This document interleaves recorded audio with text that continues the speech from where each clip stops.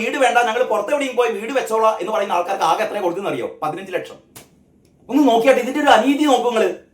ഇതിനെപ്പറ്റി ആരും എന്താ പറയാ ശബ്ദമുയർത്തുകയോ ഇത് നീതിയല്ലെന്ന് പറയുകയോ ഒന്നും ചെയ്തിട്ടില്ല. അവിടെ വീട് വേണ്ട എന്ന് പറഞ്ഞ് പോകുന്ന ആൾക്കാർക്ക് അറ്റ്ലീസ്റ്റ് കൊടുക്കേണ്ടത്, ഒരാളെങ്കിൽ ഇവിടുത്തെ ഒരു വീട് നിർമ്മിക്കാൻ 26,95,000 രൂപ വാങ്ങുകയാണെങ്കിൽ പുറത്തുപോയി വീട് നിർമ്മിക്കുന്ന ഒരാൾക്കും ആ പൈസ കൊടുക്കണ്ടേ? ഞങ്ങൾക്ക് ഇവിടെ വേണ്ട, ഞങ്ങൾ വേറെ എവിടെയെങ്കിലും പോയി വീട് ഇവിടെ തന്നെ നിങ്ങൾക്ക് താമസിക്കാൻ പറ്റുള്ളൂ എന്ന് പിണറായി വിജയൻ പറയാൻ പറ്റുമോ? ദുരന്ത ബാധിത ഇവിടെ തന്നെ താമസിക്കാൻ പറ്റുള്ളൂ, നിങ്ങൾക്ക് വേറെ എവിടെയും താമസിക്കാൻ പറ്റില്ല എന്ന് പറയാൻ അങ്ങനെ ഇയാൾ ഇവിടുത്തെ ചക്രവർത്തി ഒന്നും അല്ലല്ലോ. ഒരു ദുരന്ത ബാധിത കുടുംബം പറയാണ് ഞങ്ങൾക്ക് ഇവിടെ വേണ്ട, ഞങ്ങൾ വേറെ എവിടെയും പോയിക്കോളാം, ആ പൈസ കൊണ്ട് തന്നാൽ മതി. അങ്ങനെയാണെങ്കിൽ ഇവർക്ക് കൊടുക്കേണ്ടത് എത്ര പൈസയാണ്? ഇവർക്ക് കൊടുക്കേണ്ടത് ഇപ്പം ഒരു വീടിന് ചെലവായി എന്ന് പറയുന്ന 26,95,000 രൂപ വീടുണ്ടാക്കാൻ കൊടുക്കണം. പിന്നെ ഈ അനുബന്ധ സൗകര്യങ്ങൾക്കൊക്കെ വേണ്ടിയിട്ട് ചെലവാക്കുന്ന പൈസയുടെ ഒരു ഭാഗം കൊടുക്കണം. സ്ഥലം വാങ്ങാൻ വേണ്ടി എത്രയാണ് കൊടുത്തത് അതും കൊടുക്കണം.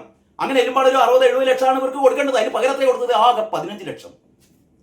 എന്തുകൊണ്ടാണ് എന്ന് പറഞ്ഞാൽ ആരും പോകരുത്. അതായിരുന്നു പിണറായി വിജയന്റെ ലക്ഷ്യം. ആരും പുറത്തേക്ക് പോകരുത്, എല്ലാവരും ഇതിന്റെ ഉള്ളിൽ തന്നെ വേണം. ഈ ദുരന്ത ബാധിതരെ മുഴുവൻ ഒരു കോളനി ആക്കിയിട്ട് ഇവർക്ക് വേണ്ടിയിട്ട് ഞങ്ങൾ എന്തൊക്കെയോ ചെയ്തു എന്ന് വരുത്തി തീർത്തിട്ട് ഒന്നും കൊടുക്കാതെ ഇവരെ വഞ്ചിച്ച് ചതിച്ച് ഇവരെ മുന്നിൽ നിർത്തിക്കൊണ്ട് പൈസ ഉണ്ടാക്കും. അപ്പൊ ആർക്കും യഥാർത്ഥത്തിൽ ചെയ്യേണ്ടിയിരുന്നത് അവിടെ 410 കുടുംബങ്ങളാണ്. ഏറ്റവും എളുപ്പത്തിൽ ചെയ്യാവുന്ന കാര്യം 410 കുടുംബങ്ങൾക്ക് അവർക്ക് ഓരോരുത്തർക്കും വീടുണ്ടാക്കാൻ, അവർക്ക് അത്യാവശ്യം സ്ഥലം വാങ്ങാൻ, അവർക്ക് ഒരു തൊഴിൽ കണ്ടെത്താൻ, ഇതിനെല്ലാം കൂടി ചേർന്നിട്ട് ഒരു തുക, ഒരു വീടുണ്ടാക്കാൻ 27 അല്ലെങ്കിൽ 30 ലക്ഷം രൂപ വീടുണ്ടാക്കാൻ, അതിന്റെ ഫർണിച്ചറോ ബാക്കിയുള്ള സൗകര്യത്തിന് ഒരു 10 ലക്ഷം, ഒരു 40 ലക്ഷം, അതിന് സ്ഥലം വാങ്ങാൻ വേണ്ടി ഒരു 10 ലക്ഷം, ഒരു 50 ലക്ഷം. അവർക്ക് ഓരോ കുടുംബത്തിനും ഇനി ജീവിക്കണമല്ലോ, വീടുണ്ടാക്കി കൊടുത്താൽ മാത്രം പോരല്ലോ, അവർക്ക് ജീവിക്കണം. ഇതിന് വേണ്ടിയിട്ട് കൃഷി സ്ഥലങ്ങളോ അവർക്ക് ചെറിയ വ്യവസായങ്ങളോ ഇതൊക്കെ തുടങ്ങാനുള്ള ഒരു ഫണ്ട് എന്നുള്ള രീതിയിൽ ഒരു 50 ലക്ഷം.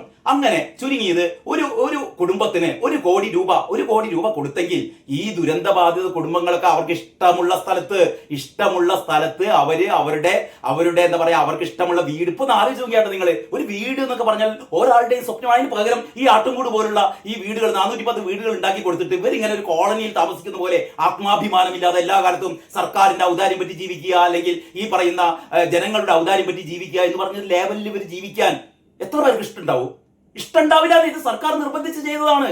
ഇത് യഥാർത്ഥത്തിൽ ഇവരെ ദുരന്ത ബാധിതർ എന്ന് പറയുന്ന ഒരു കോളനിക്കാരാക്കി മാറ്റി, ഇവർക്ക് ആത്മാഭിമാനമില്ലാത്ത ആൾക്കാരാക്കി മാറ്റി, പിണറായി വിജയന് പുട്ടടിക്കാൻ വേണ്ടിയിട്ട്, കുറച്ച് പൈസ ഉണ്ടാക്കാൻ വേണ്ടിയിട്ട് ഇവരെ ഒരു ടൂളാക്കി മാറ്റുന്ന ഒരു അവസ്ഥയാണുള്ളത്. ഇത് യഥാർത്ഥത്തിൽ ഈ ദുരന്ത ബാധിതരോട് സർക്കാർ ചെയ്യുന്ന ഏറ്റവും വലിയ അനീതിയാണ്. സർക്കാർ ചെയ്യേണ്ടിയിരുന്നതാണ്. നമ്മളേതായാലും ഈ സർക്കാരിന്റെ കയ്യിൽ 800 കോടി രൂപ കൊടുത്തിട്ടുണ്ട്. സർക്കാർ ഒറ്റ കാര്യം ചെയ്താൽ മതിയായിരുന്നു. 410 കുടുംബങ്ങൾക്ക് ഓരോ കോടി രൂപ വീതം കൊടുക്കുക. എന്നിട്ട് അവരോട് പറയാം, നിങ്ങൾ ഇഷ്ടമുള്ള സ്ഥലത്ത് സ്ഥലം വാങ്ങി വീട് വെച്ച് നിങ്ങൾക്ക് ബാക്കി ഇനി എന്താ പറയാ നിങ്ങളുടെ ജീവിതം മുന്നോട്ട് കൊണ്ടുപോകാൻ വേണ്ടിയിട്ട് ചെറിയ കുടി വ്യവസായം തുടങ്ങാനോ, ചെറിയ ചില തയ്യൽ മെഷീൻ വാങ്ങാനോ, അല്ലെങ്കിൽ അത്തരത്തിൽപ്പെട്ട ചില ആടുമാടുകളെ വാങ്ങാനോ, കൃഷി ചെയ്യാനോ, ഇതിനുള്ള ഒരു സൗകര്യം കൂടി കൂടിച്ചേർത്ത് ഞങ്ങൾ ഇതാ 1 കോടി രൂപ തരുന്നു 410 കുടുംബങ്ങൾക്ക്. എന്ത് സുഖമുണ്ട് 410 കോടി രൂപ കൊണ്ട് ഈ മനുഷ്യന്മാര് അവർക്ക് ഇഷ്ടമുള്ള സ്ഥലത്ത് ഇഷ്ടമുള്ള വീട് വെച്ചിട്ട് ഇഷ്ടമുള്ള തൊഴിലെടുത്തിട്ട് അവരുടെ ഐഡന്റിറ്റി ഉണ്ടല്ലോ, അതായത് ദുരന്തബാധിതർ എന്ന് പറയുന്ന ഐഡന്റിറ്റി മറന്നുകൊണ്ട് അവർ സമൂഹത്തിൽ ഇടപഴകി ജീവിക്കാവുന്ന ഒരു അവസ്ഥ. എന്ത് മനോഹരമായ അവസ്ഥയായിരുന്നു. അതിന് പകരം ഇവർ തെളിയിച്ച് കോളനികളാക്കി കൊണ്ടുപോയിട്ട് ഇവർ ചെയ്ത ഏറ്റവും വലിയ ഒരു തെമ്മാടിത്തം. അത് നിങ്ങൾ എന്ത് പറയുന്നു? അതാണ് ഹാരിസ് അർബൈൻ ചൂണ്ടിക്കാണിക്കുന്നത്. എല്ലാ സഖാക്കന്മാരും ഇതൊന്ന് കേൾക്കണം കേട്ടോ. നെഞ്ചത്ത് കൈവച്ചിട്ട് ഞങ്ങൾ ഇങ്ങനെ ഒരു പാർട്ടിയിലാണല്ലോ വിശ്വസിച്ച് പോയത് എന്ന് നിങ്ങൾക്ക് മനസ്താപം ഉണ്ടാവും. ഈ ഒരു പോസ്റ്റ് നിങ്ങൾ കേട്ടാൽ ഇതിങ്ങനെയാണ്: മുസ്ലിം ലീഗ് പണിത വീട്ടിൽ ഗണപതി ഹോമവും കഴിഞ്ഞ് വീട്ടുകാർ കയറി താമസം തുടങ്ങി. മുസ്ലിം ലീഗ് കൊടുത്ത വീട് മുസ്ലിങ്ങൾക്ക് മാത്രമുള്ളതല്ലോ വിജയ, മനസ്സിലാക്ക്. മുസ്ലിം ലീഗ് മുസ്ലിങ്ങൾക്ക് മാത്രം കൊടുത്ത വീടല്ല, അത് നാനാജാതി മതസ്ഥരും അർഹമായ ആൾക്കാർക്ക്, സർക്കാരിന്റെ ഗുണഭോക്തൃ ലിസ്റ്റിൽപ്പെട്ട ആൾക്കാർ, അവിടെ സർക്കാരിന്റെ ഈ പറയുന്ന ഒരു കോളനി ഉണ്ടല്ലോ, ഈ കോളനിയിൽ വേണ്ട, ഞങ്ങൾക്ക് കോളനിയിൽ വീട് വേണ്ട എന്ന് വെച്ചിട്ട് സർക്കാരിന്റെ കയ്യിൽ നിന്ന് 15 ലക്ഷം നഷ്ടപരിഹാരം വാങ്ങി പോകുന്ന ആൾക്കാരാണ് ഇവിടെ ഈ ലീഗിന്റെ ഈ പദ്ധതിയിൽ ചേർന്നുകൊണ്ട് അവരുടെ വീട്ടിൽ കയറി താമസിക്കാൻ വേണ്ടി പോകുന്നത്. മുസ്ലിം ലീഗ് പണിത വീട്ടിൽ ഗണപതി ഹോമവും കഴിഞ്ഞ് വീട്ടുകാർ കയറി താമസം തുടങ്ങി. കേട്ടോ വിജയ, പൂർണ്ണമായും പണി തീർത്ത് ഫർണിച്ചറും വീട്ടു സാധനങ്ങളും ഉൾപ്പെടെ ലീഗ് കൈമാറിയിട്ട് മാസങ്ങൾ പിന്നിട്ടു. എന്ന് പറഞ്ഞാൽ ഫെബ്രുവരി 28-നാണ് കൈമാറിയത്. ഇതൊരു അനുപമമായ കേരള സ്റ്റോറി എന്ന നിലയിൽ പ്രത്യേകിച്ച് പറയേണ്ട കാര്യം പോലുമില്ല. കാരണം ഇതാണ് എന്നും കേരളം. അപ്പൊ കേരളത്തിന് മാതൃക കാണിക്കുകയാണ് മുസ്ലിം ലീഗ്. എന്നിട്ട് പിണറായി വിജയൻ ഉളുപ്പില്ലാത്ത, ഞാൻ അങ്ങനെ ഉളുപ്പില്ലാതെ പറഞ്ഞിട്ടെ എനിക്ക് തന്നെ ഉളുപ്പില്ലാണ്ടാവുന്നു. അതുകൊണ്ട് വേണ്ട. മുസ്ലിം ലീഗിന് നൽകിയ വീടുകളിൽ അതിന്റെ ഗുണഭോക്താക്കൾക്ക് പൂർണ്ണ അവകാശമുണ്ട്. വിജയ കാരണഭൂതമേ, മനസ്സിലാക്ക്. മുസ്ലിം ലീഗ് നൽകിയ വീടുകളിൽ അതിന്റെ ഗുണഭോക്താക്കൾക്ക് പൂർണ്ണ അവകാശമുണ്ട്. പൂർണ്ണ അവകാശം. നിങ്ങൾ ഉണ്ടാക്കി കൊടുത്ത വീടുണ്ടല്ലോ, ആ സ്ഥലം എപ്പോഴും കേസിലാണ്, മറന്നു പോകരുത് കേട്ടോ. ആ സ്ഥലം കേസിലാണ്. ഈ പാവങ്ങൾക്ക് വീട് വിൽക്കാനൊന്നും പറ്റില്ല. വീട് വിൽക്കാനോ മറ്റ് ക്രയവിക്രയങ്ങൾക്കൊന്നും പറ്റില്ല. കാരണം അത് കാലാകാലവും ഒരു എന്താ പറയാ ക്രമപ്രശ്നം ഉത്ഭവിക്കുന്ന ഒരു സ്ഥലമാണത്. ഇനി അപ്പം മുസ്ലിം ലീഗ് നൽകിയ വീടുകളിൽ അതിന്റെ ഗുണഭോക്താക്കൾക്ക് പൂർണ്ണ അവകാശമുണ്ട്. അവർക്കത് വിൽക്കാം, വായ്പ എടുക്കാം, ആർക്കെങ്കിലും കൈമാറാം. സർക്കാരിന്റെ ഗുണഭോക്തൃ പട്ടികയിൽ ഉൾപ്പെടുകയും എന്നാൽ സർക്കാർ നൽകുന്ന വീട് വേണ്ടെന്ന് വെച്ച് മുസ്ലിം ലീഗിന് അപേക്ഷ നൽകുകയും ചെയ്തവരെയാണ് പരിഗണിച്ചത്. ആവശ്യത്തിലധികം പണം കയ്യിലുണ്ടായിട്ടും സർക്കാരും സംവിധാനവും ലോകത്തിലെ ഏറ്റവും വലിയ നിർമ്മാണ കമ്പനിയായ ഊരാളുങ്കലും, ലോകത്തിലെ ഏറ്റവും വലിയ നിർമ്മാണ കമ്പനിയായ ഊരാളുങ്കൽ, അങ്ങനെയൊക്കെയാണ് പറയുന്നത്. പക്ഷെ തട്ടിപ്പ് കമ്പനിയാണ് ഇത് എന്നാണ് നാട്ടുകാരൊക്കെ പറയുന്നത്. നാട്ടുകാർ പറയുന്നത് അങ്ങനെയാണ്. പക്ഷെ പിണറായി വിജയൻ പറയുന്നത് ലോകത്തിലെ ഏറ്റവും എന്താ പറയാ ഏറ്റവും മെച്ചപ്പെട്ട നിർമ്മാണ കമ്പനിയാണ്. അതുകൊണ്ടാണ് ഇവരുണ്ടാക്കുന്ന വീടുകൾക്കൊക്കെ എന്ത് വരുന്നത്, വിള്ളൽ വരുന്നത്. ഓക്കെ, അങ്ങനെ എന്നിട്ടും സർക്കാർ വീടിന്റെ പണി തീർന്നിട്ടില്ല. ഇഷ്ടം പോലെ പണികൾ ബാക്കിയുള്ളപ്പോഴും വിരലിലെണ്ണാവുന്ന ജോലിക്കാർ മാത്രമാണ് സർക്കാർ വീട് പണി നടത്തുന്ന സ്ഥലത്തുള്ളത്. സർക്കാരിനോട് ചോദിക്കാനുള്ളത് ഇതാണ്. ഇനി സർക്കാരിനോട് ചോദിക്കാനുള്ള കാര്യങ്ങൾ ഇത് ഒരുപക്ഷെ എനിക്ക് തോന്നുന്നു ഇത്തരത്തിലുള്ള വളരെ വിശദമായ ഒരു ഇതിനെ അപഗ്രഥിച്ചുകൊണ്ടുള്ള സർക്കാർ ചെയ്ത നെറികേടുകൾ, പിണറായി വിജയൻ സർക്കാർ ചെയ്ത ദുരന്തബാധിതരോട് ചെയ്ത അനീതി, ചതി, അതിനെ തുറന്നു കാട്ടുന്ന ഒരു പോസ്റ്റാണിത്. അപ്പോൾ സർക്കാരിനോടുള്ള ചോദ്യങ്ങളാണ്. സർക്കാരിനോട് ചോദിക്കാനുള്ളത് ഇതൊക്കെയാണ്. ഒന്നാമത്തെ ചോദ്യം, പിണറായി വിജയ അന്തംഗമ്മികളെ കേൾക്ക്. ഒന്നാമത്തത്, എന്തിനാണ് പണി തീരാത്ത വീടുകൾ കൈമാറുന്ന ചടങ്ങ് മാർച്ച് 1-ാം തീയതി നടത്തിയത്? ഒന്നാമത്തെ ചോദ്യം, എന്തിന് നിങ്ങൾ പണി തീരാത്ത വീടുകൾ, അങ്ങനെയാണ് ഇപ്പം നിങ്ങൾ പറയുന്നത്, വീടുകളുടെ പണിയൊന്നും തീർന്നിട്ടില്ല, അതിന്റെ മേലെ മറ്റത് പൊട്ടി ഒഴിക്കാണ്ട്, അതിന്റെ മേലെ ബോണ്ടിങ് ടെസ്റ്റ് നടത്താറുണ്ട്, 58 ടെസ്റ്റ് നടത്താറുണ്ട് എന്നൊക്കെയാണ് നിങ്ങൾ പറഞ്ഞത്. പിന്നെന്തിനായിരുന്നു നിങ്ങൾ ഇത് ഈ 1-ാം തീയതി, മാർച്ച് 1-ാം തീയതി എന്തിനായിരുന്നു ഈ വീട് കൈമാറിയത്? എന്തിനായിരുന്നു? ഉത്തരം എനിക്കറിയാം. കാരണം ആൾക്കാരെ പറ്റിക്കാൻ ഞങ്ങളിതാ 178 ആൾക്കാർക്ക് വീട് കൊടുത്തിരിക്കുന്നു, അതുകൊണ്ട് വോട്ട് ചെയ്യണം, അതുകൊണ്ട് ഞങ്ങളെ 3-ാം തവണയും വരുത്തിക്കണം. ഞങ്ങളിതാ 178 ആൾക്കാർക്ക് വീട് കൊടുത്തില്ല. നിങ്ങൾ വീട് കൊടുക്കാതെ പറ്റിച്ചു അല്ലേ? രണ്ടാമത്തെ ചോദ്യം, എന്തുകൊണ്ടാണ് സർക്കാർ ഗുണഭോക്താക്കളോട് അവർക്ക് നൽകുന്ന വീടുകളിൽ ഉടമകൾക്ക് പൂർണ്ണമായ അവകാശം ഉണ്ടാകില്ല എന്ന് വ്യക്തമായി പറയാതിരുന്നത്? എന്ന് പറഞ്ഞാൽ സർക്കാർ നൽകുന്ന ഈ വീടുകളിൽ അവർക്ക് പൂർണ്ണമായ അവകാശം ഉണ്ടാവില്ല. അതാണ് സർക്കാർ പറയാതെ ഒളിച്ചു കളിച്ചത്. ഇനി സർക്കാർ നൽകുന്ന വീടുകൾ ഉടമസ്ഥരുമായി സുപ്രീം കോടതിയിൽ കേസ് നടക്കുന്ന ഭൂമിയാണ്. അറിയോ? ഈ ഭൂമി ഇപ്പോഴും സുപ്രീം കോടതിയിൽ കേസിലാണ്. സർക്കാർ നൽകുന്ന വീടുകൾ ഉടമസ്ഥരുമായി സുപ്രീം കോടതിയിൽ കേസ് നടക്കുന്ന ഭൂമിയാണ്. സർക്കാർ ഭൂമിക്ക് നൽകിയ വിലയായ 43.33 കോടി പോരാ, 540 കോടി രൂപ വേണമെന്ന തർക്കമാണ് കോടതിയിലുള്ളത്. അഥവാ ഉടമകൾക്ക് അനുകൂലമായി വിധി വന്നാൽ ആരാണ് ഇത്രയും വലിയ തുക ഭൂവുടമകൾക്ക് നൽകുക? പിണറായി വിജയൻ ഈ 4-ാം തീയതി പിണറായി വിജയൻ പോകും.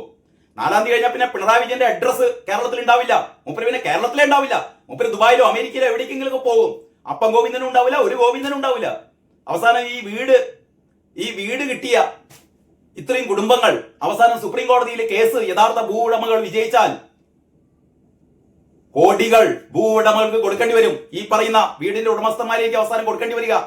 പിണറായി വിജയൻ തടിതപ്പും എന്ന് പറഞ്ഞാൽ ഈ ദുരന്തബാധിതരെ വീണ്ടും ഒരു വൻ ദുരന്തത്തിലേക്കാണ് പിണറായി വിജയൻ സർക്കാർ നയിക്കുന്നത് എന്നാണ് ഹാരിസ് അറബി ചൂണ്ടിക്കാണിക്കുന്നത്. 4-ാമത്തെ പോയിന്റ്, ഈ പണി ചെയ്യാൻ പ്രാപ്തരായ കരാറുകാരെ ഏൽപ്പിച്ചിരുന്നു എങ്കിൽ എന്നേ പണി തീർന്നേനെ അല്ലേ? 2 കൊല്ലം കാത്തിരിക്കണോ ഈ ഒരു 410 വീട് നിർമ്മിക്കാൻ? മുസ്ലിം ലീഗ് ഒരു 5-6 മാസം കൊണ്ടാണ് ഈ 51 വീടുകൾ നിർമ്മിച്ചത്. യഥാർത്ഥത്തിൽ മുസ്ലിം ലീഗ് ആദ്യം തന്നെ സ്ഥലം വാങ്ങിയപ്പം ആ സ്ഥലം വലിയ വിലക്കാണ് വാങ്ങിയത്. ഈ തൊട്ടതിനും പിടിച്ചതിനും മുഴുവനും ദേശാഭിമാനിയില് നെഗറ്റീവ് വാർത്തകളായിരുന്നു. മുസ്ലിം ലീഗ് സ്ഥലം വാങ്ങിയപ്പം ആ സ്ഥലത്തിന്റെ പേരിൽ വെട്ടിപ്പ്, വലിയ വില കൊടുത്തിട്ടാണ് സ്ഥലം വാങ്ങിയത്. അവസാനം ഈ സ്ഥലം അവിടെ വീടുണ്ടാക്കാൻ പറ്റിയ സ്ഥലമല്ല. അവിടെ പഞ്ചായത്ത് അധികൃതർക്ക് കത്തയച്ച് പഞ്ചായത്ത് അധികൃതരെ കൊണ്ട് വീട് ഉണ്ടാക്കാതിരിക്കാനുള്ള എല്ലാ കുത്തിത്തിരിപ്പുകളും പിണറായി വിജയൻ ഗവൺമെന്റ് ചെയ്തു, ദേശാഭിമാനി ചെയ്തു, സഖാക്കൾ ചെയ്തു. അവസാനം ആ വെല്ലുവിളികളൊക്കെ അതിജീവിച്ചുകൊണ്ടാണ് മുസ്ലിം ലീഗ് അവിടെ വീടുണ്ടാക്കി കൊടുത്തത്. അപ്പം ഈ പണി ചെയ്യാൻ പ്രാപ്തരായ കരാറുകാരെ ഏൽപ്പിച്ചിരുന്നുവെങ്കിൽ എന്നേ പണി തീർന്നേനെ. 15 ലക്ഷം രൂപ പോലും മതിപ്പ് വിലയില്ലാത്ത വീടുകളാണ് 30 ലക്ഷത്തോളം രൂപ ചെലവിട്ടുകൊണ്ടാണ് പണിയുന്നത്. അതായത് ഹാരി സർവി പറയുന്നത് 15 ലക്ഷം രൂപ പോലും മതിപ്പ് വില ഇല്ലാത്ത വീടുകളാണ്. ഞാൻ പറയുന്നത് ഒരു 10-12 ലക്ഷത്തിനൊക്കെ അതുള്ളൂ എന്നാണ് എൻ്റെ ഒരു കണക്കുകൂട്ടൽ കേട്ടോ. ഞാൻ പല എഞ്ചിനീയർമാരുമായിട്ട് സംസാരിച്ചു. ആ വീട് യഥാർത്ഥത്തിൽ ഒരു 10-12 ലക്ഷം രൂപക്ക് പണി തീരാവുന്ന വീടാണ്, വെട്ടിപ്പും തട്ടിപ്പൊന്നും നടത്തിയില്ലെങ്കിൽ. അതാണ് ഇരട്ടിയിൽ കൂടുതൽ, അല്ലെ രണ്ടരട്ടിയാണ് അതിന്റെ ചെലവ് സർക്കാർ വർദ്ധിപ്പിച്ചെന്ന് പറഞ്ഞാൽ ഓരോ വീട്ടിൽ നിന്നും ഒരു 20 ലക്ഷം അടിച്ചു മാറ്റുക. ആലോചിച്ച് നോക്കുക. യഥാർത്ഥത്തിൽ അടുത്ത UDF സർക്കാർ വന്നാൽ, ഇത് ഞാൻ നേരത്തെ ഒരു വീഡിയോയിൽ പറഞ്ഞതാണ്, UDF സർക്കാർ വന്നാൽ ആദ്യം ചെയ്യേണ്ടത് മുണ്ടക്കൈ ചൂരൽമലയിൽ സഖാക്കന്മാർ നടത്തിയ കൊള്ള വെട്ടിപ്പ് അതിനെക്കുറിച്ച് അന്വേഷണം നടത്തണം. ഊരാളുകളുമായി ചേർന്നുകൊണ്ട് ഇവരെന്തൊക്കെ വെട്ടിപ്പുകളാണ് നടത്തിയത്, എത്ര പൈസയാണ് ഇതിനു വേണ്ടിയിട്ട് ദൂർത്തടിച്ചത്, എത്ര പൈസയാണ് ഇതിൽ നിന്ന് വെട്ടിപ്പ് നടത്തിയത്, ഈ ദുരന്ത ബാധിതരുടെ പേര് പറഞ്ഞിട്ട് എത്ര പൈസയാണ് സഖാക്കൾ വെട്ടിച്ചത് എന്നുള്ളത് വളരെ കൃത്യമായി അന്വേഷണം നടത്തണം. കുറ്റക്കാരെ നിയമത്തിന് മുന്നിൽ കൊണ്ടുവരണം, അവരെ അഴിയെണ്ണിക്കണം. ഇതാണ് ചെയ്യേണ്ടത് ആദ്യം. അത് അമ്പലം കട്ട കേസിനേക്കാളും ഏറ്റവും വലിയ പാതകം എന്ന് പറയുന്നത് ദുരന്ത ബാധിതരെ കൊള്ളയടിച്ചതാണ് കേട്ടോ. അതാണ് ഹാരി സർവിയും പറയുന്നത്. 5ാമത്തെ പോയിന്റ്, ആദ്യഘട്ടത്തിൽ 402 കുടുംബങ്ങളെയാണ് സർക്കാർ ഗുണഭോക്താക്കളായി നിശ്ചയിച്ചത്. പിന്നീട് 459 അത് വർദ്ധിപ്പിച്ചു. ഇതിൽ നിന്ന് 104 കുടുംബങ്ങൾ ഓപ്റ്റ് ഔട്ട് ചെയ്തു. അതായത് സർക്കാർ ആദ്യഘട്ടത്തിൽ 402 കുടുംബങ്ങളെയാണ് ഗുണഭോക്താക്കളായി നിശ്ചയിച്ചത്. ഇപ്പൊ പണിയുന്നത് 410 വീടുകളാണ്. ശ്രദ്ധിക്കണം, 410 വീടുകളാണ് അവിടെ പണിഞ്ഞുകൊണ്ടിരിക്കുന്നത്. ശരിക്ക് എത്ര ആവശ്യം? 402 കുടുംബങ്ങളെയാണ് സർക്കാർ ഗുണഭോക്താക്കളായി നിശ്ചയിച്ചത്. പിന്നീട് വേറൊരു അഡീഷണൽ ലിസ്റ്റ് വന്നപ്പോൾ 459 അത് വർദ്ധിച്ചു. അതിൽ നിന്ന് 104 കുടുംബങ്ങൾ ഓപ്റ്റ് ഔട്ട് ചെയ്തു. എന്ന് പറഞ്ഞാൽ 104 കുടുംബങ്ങൾ പറഞ്ഞു നിങ്ങളെ വീട് ഞങ്ങൾക്ക് വേണ്ട, പൈസ തന്നാൽ മതി എന്ന്. അങ്ങനെ പദ്ധതിയിൽ നിന്നും ഒഴിഞ്ഞു പോകുന്നവർക്ക് 15 ലക്ഷം രൂപയാണ് സർക്കാർ നൽകിയത്. ഇവിടെയാണ് ഏറ്റവും വലിയ ചതി. നിങ്ങൾ ആലോചിച്ച് നോക്കൂ. അതായത് അവിടെ ഇപ്പോഴുള്ള ഈ ദുരന്ത ബാധിതരെ നമ്മൾ തരംതിരിക്കാനോ അല്ലെങ്കിൽ അവരെ വ്യത്യസ്ത വിഭാഗങ്ങളാക്കാൻ പറ്റില്ല. എല്ലാ ദുരന്ത ബാധിതരും ഒരേ അവകാശമാണ് എല്ലാവർക്കും. അപ്പൊ സർക്കാർ ദുരന്ത ബാധിതർക്ക് വേണ്ടി പണിയുന്ന വീടിന്റെ ചെലവ് എത്രയാണ് ഇപ്പൊ പറയുന്നത്? 26,95,000 എന്നാണ് ഇപ്പൊ നമുക്ക് ലഭ്യമായ കണക്ക്. എന്ന് പറഞ്ഞാൽ 27 ലക്ഷത്തിന്റെ വീട്. ഈ സ്ഥലത്തിനുള്ള പൈസ എനിക്കറിയില്ല എനിക്കറിയില്ല എത്രയാണെന്ന്. എന്തായാലും സ്ഥലത്തിന് ഒരു ലക്ഷക്കണക്കിന് രൂപ സ്ഥലത്തിന് ഉണ്ടാവുമല്ലോ. ഈ സ്ഥലത്തിന്റെ പൈസയും എത്ര, 7 സെന്റോ എത്രയാണ് കൊടുക്കുന്നത്? 7 സെന്റ് സ്ഥലത്തിന്റെ പൈസയും 27 ലക്ഷത്തിന്റെ വീടും, പിന്നെ അവർക്ക് ഈ പറയുന്ന മറ്റ് സൗകര്യങ്ങളൊക്കെ ഉണ്ടല്ലോ. അതായത് അങ്കണവാടി, റേഷൻ ഷോപ്പ്, മണ്ണെണ്ണ ഷോപ്പ്, പലചരക്ക് കട, സിനിമാ തിയേറ്റർ, കളിക്കളം തുടങ്ങിയ കുറെ അൽക്കുത്ത് സംഭവങ്ങളൊക്കെ റെഡിയാക്കി കൊടുക്കാന്നൊക്കെ പറയും. സ്റ്റേഡിയം, ഇതൊക്കെ ശരിയാക്കി കൊടുക്കുക എന്നുള്ളത് ദൈവത്തിനറിയാം. അപ്പൊ ഇതിന്റെ ഒക്കെ ഒരു തുകയായ, അപ്പൊ എന്തായാലും ഒരു 10-60 ലക്ഷം തന്നെങ്കിലും ഒരു ഈ ദുരന്ത ബാധിത കുടുംബത്തിന് അവകാശപ്പെട്ടതാണ്. പക്ഷേ അവിടെ വീട് വേണ്ട, ഞങ്ങൾ പുറത്തെവിടെയും പോയി വീട് വെച്ചോളാം എന്ന് പറയുന്ന ആൾക്കാർക്ക് ആകെ എത്ര കൊടുക്കുന്ന അറിയോ? 15 ലക്ഷം. ഒന്ന് നോക്കിയാട്ടെ, ഇതിന്റെ ഒരു അനീതി നോക്കുങ്ങള്. ഇതിനെപ്പറ്റി ആരും എന്താ പറയാ ശബ്ദമുയർത്തുകയോ ഇത് നീതിയല്ലെന്ന് പറയുകയോ ഒന്നും ചെയ്തിട്ടില്ല. അവിടെ വീട് വേണ്ട എന്ന് പറഞ്ഞ് പോകുന്ന ആൾക്കാർക്ക് അറ്റ്ലീസ്റ്റ് കൊടുക്കേണ്ടത്, ഒരാളെങ്കിൽ ഇവിടുത്തെ ഒരു വീട് നിർമ്മിക്കാൻ 26,95,000 രൂപ വാങ്ങുകയാണെങ്കിൽ പുറത്തുപോയി വീട് നിർമ്മിക്കുന്ന ഒരാൾക്കും ആ പൈസ കൊടുക്കണ്ടേ? ഞങ്ങൾക്ക് ഇവിടെ വേണ്ട, ഞങ്ങൾ വേറെ എവിടെയെങ്കിലും പോയി വീട് ഇവിടെ തന്നെ നിങ്ങൾക്ക് താമസിക്കാൻ പറ്റുള്ളൂ എന്ന് പിണറായി വിജയന് പറയാൻ പറ്റുമോ? ദുരന്ത ബാധിതർ ഇവിടെ തന്നെ താമസിക്കാൻ പറ്റുള്ളൂ, നിങ്ങൾക്ക് വേറെ എവിടെയും താമസിക്കാൻ പറ്റില്ല എന്ന് പറയാൻ അങ്ങനെ ഇയാൾ ഇവിടുത്തെ ചക്രവർത്തി ഒന്നും അല്ലല്ലോ. ഒരു ദുരന്ത ബാധിത കുടുംബം പറയാണ് ഞങ്ങൾക്ക് ഇവിടെ വേണ്ട, ഞങ്ങൾ വേറെ എവിടെയും പോയിക്കോളാം, ആ പൈസ കൊണ്ട് തന്നാൽ മതി. അങ്ങനെയാണെങ്കിൽ ഇവർക്ക് കൊടുക്കേണ്ടത് എത്ര പൈസയാണ്? ഇവർക്ക് കൊടുക്കേണ്ടത് ഇപ്പം ഒരു വീടിന് ചെലവായി എന്ന് പറയുന്ന 26,95,000 രൂപ വീടുണ്ടാക്കാൻ കൊടുക്കണം. പിന്നെ ഈ അനുബന്ധ സൗകര്യങ്ങൾക്കൊക്കെ വേണ്ടിയിട്ട് ചെലവാക്കുന്ന പൈസയുടെ ഒരു ഭാഗം കൊടുക്കണം. സ്ഥലം വാങ്ങാൻ വേണ്ടി എത്രയാണ് കൊടുത്തത് അതും കൊടുക്കണം. അങ്ങനെ ഒരുപാട് ഒരു 60-70 ലക്ഷമാണ് ഇവർക്ക് കൊടുക്കേണ്ടത്. അതിന് പകരം എത്ര കൊടുത്തത്? ആകെ 15 ലക്ഷം. എന്തുകൊണ്ടാണ് എന്ന് പറഞ്ഞാൽ ആരും പോകരുത്. അതായിരുന്നു പിണറായി വിജയന്റെ ലക്ഷ്യം. ആരും പുറത്തേക്ക് പോകരുത്, എല്ലാവരും ഇതിന്റെ ഉള്ളിൽ തന്നെ വേണം. ഈ ദുരന്ത ബാധിതരെ മുഴുവൻ ഒരു കോളനി ആക്കിയിട്ട് ഇവർക്ക് വേണ്ടിയിട്ട് ഞങ്ങൾ എന്തൊക്കെയോ ചെയ്തു എന്ന് വരുത്തി തീർത്തിട്ട് ഒന്നും കൊടുക്കാതെ ഇവരെ വഞ്ചിച്ച് ചതിച്ച് ഇവരെ മുന്നിൽ നിർത്തിക്കൊണ്ട് പൈസ ഉണ്ടാക്കും. അപ്പൊ ആർക്കും യഥാർത്ഥത്തിൽ ചെയ്യേണ്ടിയിരുന്നത് അവിടെ 410 കുടുംബങ്ങളാണ്. ഏറ്റവും എളുപ്പത്തിൽ ചെയ്യാവുന്ന കാര്യം 410 കുടുംബങ്ങൾക്ക് അവർക്ക് ഓരോരുത്തർക്കും വീടുണ്ടാക്കാൻ, അവർക്ക് അത്യാവശ്യം സ്ഥലം വാങ്ങാൻ, അവർക്ക് ഒരു തൊഴിൽ കണ്ടെത്താൻ, ഇതിനെല്ലാം കൂടി ചേർന്നിട്ട് ഒരു തുക ഒരു വീട് ഉണ്ടാക്കാൻ 27 അല്ലെങ്കിൽ 30 ലക്ഷം രൂപ വീട് ഉണ്ടാക്കാൻ, അതിന്റെ ഫർണിച്ചറോ ബാക്കിയുള്ള സൗകര്യത്തിന് ഒരു 10 ലക്ഷം, ഒരു 40 ലക്ഷം, അതിന് സ്ഥലം വാങ്ങാൻ വേണ്ടി ഒരു 10 ലക്ഷം, ഒരു 50 ലക്ഷം. അവർക്ക് ഓരോ കുടുംബത്തിനും ഇനി ജീവിക്കണമല്ലോ, വീടുണ്ടാക്കി കൊടുത്താൽ മാത്രം പോരല്ലോ, അവർക്ക് ജീവിക്കണം. ഇതിന് വേണ്ടിയിട്ട് കൃഷി സ്ഥലങ്ങളോ അവർക്ക് ചെറിയ വ്യവസായങ്ങളോ ഇതൊക്കെ തുടങ്ങാനുള്ള ഒരു ഫണ്ട് എന്നുള്ള രീതിയിൽ ഒരു 50 ലക്ഷം. അങ്ങനെ ചുരുങ്ങിയത് ഒരു കുടുംബത്തിന് 1 കോടി രൂപ കൊടുത്തെങ്കിൽ ഈ ദുരന്തബാധിത കുടുംബങ്ങൾക്ക് അവർക്ക് ഇഷ്ടമുള്ള സ്ഥലത്ത് അവരുടെ എന്താ പറയാ, അവർക്ക് ഇഷ്ടമുള്ള വീട്. ഇപ്പൊ ആലോചിച്ച് നോക്കിയാട്ടെ നിങ്ങൾ, ഒരു വീട് എന്നൊക്കെ പറഞ്ഞാൽ ഒരാളുടെയും സ്വപ്നം. അതിന് പകരം ഈ ആട്ടുംകൂട് പോലുള്ള ഈ വീടുകൾ 410 വീടുകൾ ഉണ്ടാക്കി കൊടുത്തിട്ട് ഇവരിങ്ങനെ ഒരു കോളനിയിൽ താമസിക്കുന്ന പോലെ ആത്മാഭിമാനമില്ലാതെ എല്ലാ കാലത്തും സർക്കാരിന്റെ ഔദാര്യം പറ്റി ജീവിക്കുക, അല്ലെങ്കിൽ ഈ പറയുന്ന ജനങ്ങളുടെ ഔദാര്യം പറ്റി ജീവിക്കുക എന്ന് പറഞ്ഞ ലേവലിൽ ഇവർ ജീവിക്കാൻ എത്ര പേർക്ക് ഇഷ്ടമുണ്ടാവും? ഇഷ്ടമുണ്ടാവില്ല. ഇത് സർക്കാർ നിർബന്ധിച്ച് ചെയ്തതാണ്.